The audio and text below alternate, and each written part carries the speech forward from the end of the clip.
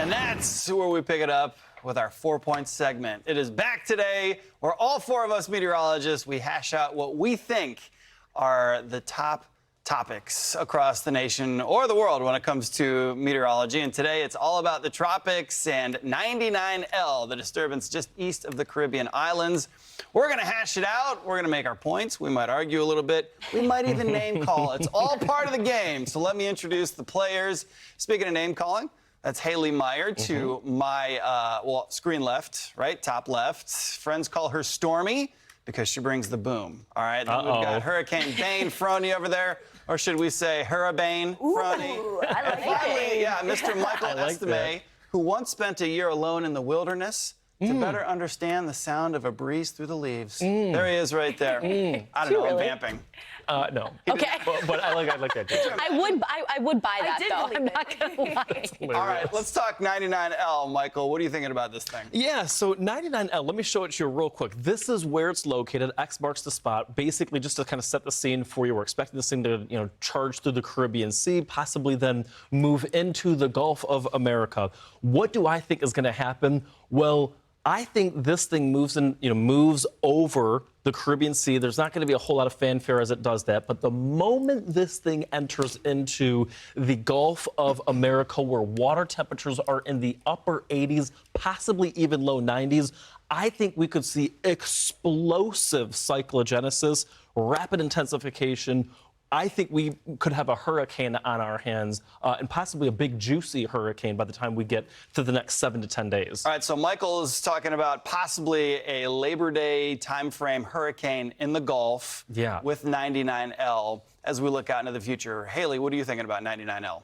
Well, you know what? I see what Michael's getting at. The GFS is always the bullish model. It tosses out something crazy and people latch on to it. Now, granted, I see what the GFS is getting at. So it's kind of this pick and choose. We are happy that the GFS goes out. It's the furthest range model compared to the Euro or some of our other AI models. But you have to take that with a grain of salt a little bit. So don't bully the GFS. It does have some low confidence, but it is something interesting. Another thing that kind of caught my eye just as I was scrolling through X earlier this morning, Tomer Berg, he put that model guidance has also performed quite poorly with Invest 99L. It's a lot more convectively developed compared to what they initially thought. And models, while we love them, they're not always solid proof. And so that's why the hurricane hunters, they're going to be out and exploring this storm. And so I think the hurricane data is going to be crucial here. While, I do think a hurricane is possible, I'm not going to hedge my bets on it. I still am giving it a 50-50. We'll see what happens. Wait, you're saying you don't think the GFS is always dead accurate? What? Come on. Who would have thought? Who would have thought? Especially when it goes out some 300 plus hours. All right. Right. My turn. All right. So Michael's going hurricane. Haley's not sold. It sounds like you're saying it's probably going to weaken a little bit and maybe not become anything. For sure. Okay. I'm going to say a hybrid of the two. All right. So this thing is going to head across the Lesser Antilles.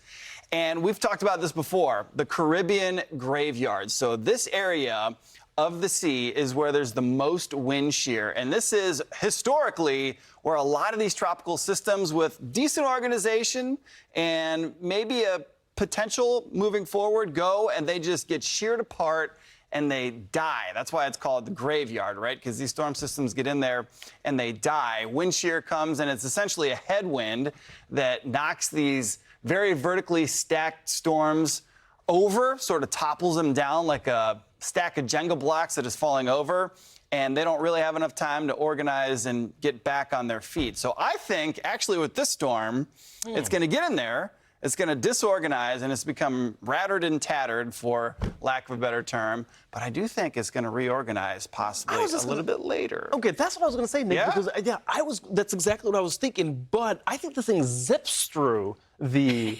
graveyard. It zips through the graveyard here. So it's not like this thing is, driving Miss Daisy from east to west here. This thing is like, Mario Andretti getting through this. Well, listen, you've already had your chance to talk, Michael. But I'm just saying. I appreciate it, though. I appreciate you having my back a little bit, though. I want to hear what Bayne has to say about this. I'm kind of jumping on the Nick train a little bit here. Okay. But I want you guys to look at infrared satellite because right now, dare I say, I think this looks a little bit more impressive than Farnham. I think this convection looks really good. I think it's picking up a lot better than what the models initially did, which is why I'm not really dead set on what the models are telling us, because as it moves into the graveyard, I think we have the potential for this thing to kind of fall apart a little bit. To your point, Nick, the shear, all of it. But I do think it has a little bit extra juice that maybe these models aren't initially picking up on.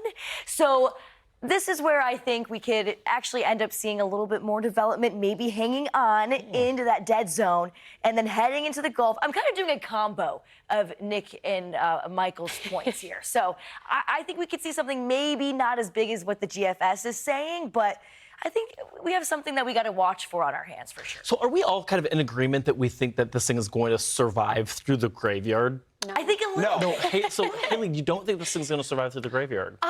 You think it's going to completely fall apart? It's going to fall apart. And there's nothing beyond that. Yes and no. It's so hard for me because I watch it go through. The graveyard's going to tear it apart. It's got hostile conditions in the Eastern Caribbean and even into the Central Caribbean.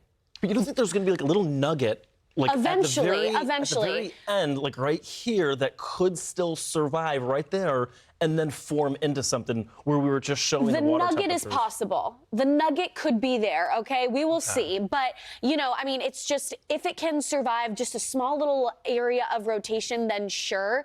But really the best case scenario for this storm to turn into something strong and formidable, and that GFS model being true, is if it did that squeeze play through the Yucatan. Right now, it's not the consensus. Let me ask you guys this. Is a tropical nugget between a depression and a storm, or is it lower? We've got to figure out the demarcation. All right, well, there's 4 points. We'll be debating this all day long.